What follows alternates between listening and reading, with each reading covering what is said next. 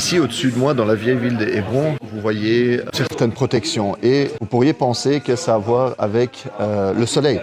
Mais non, en fait, c'est qu'il y a des maisons de colons au-dessus qui jettent leur pourriture, leurs déchets sur les Palestiniens, les magasins palestiniens juste en bas.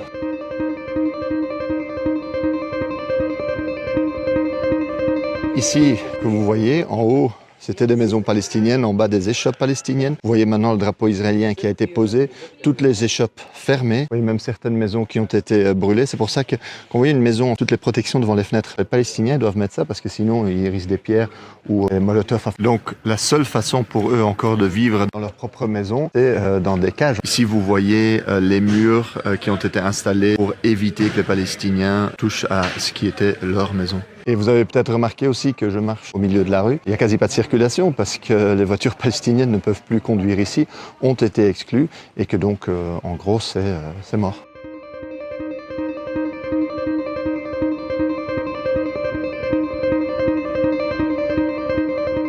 Et ici, derrière moi, vous voyez pourquoi, entre autres, le checkpoint, justement, qui bloque, où il contrôle tout, même votre religion, votre appartenance nationale, d'où vous venez, qu'est-ce que vous venez faire. Évidemment, ça peut tuer une ville et c'est en partie l'objectif. Maintenant, une des raisons pour lesquelles ces rues ont été vidées, c'est aussi pour pouvoir relier les colonies que vous voyez tout en haut là, de la montagne, où il y a entre autres Ben-Gvir, donc le ministre d'extrême droite du gouvernement israélien qui habite, pour pouvoir les relier aux autres colonies de ce côté-ci.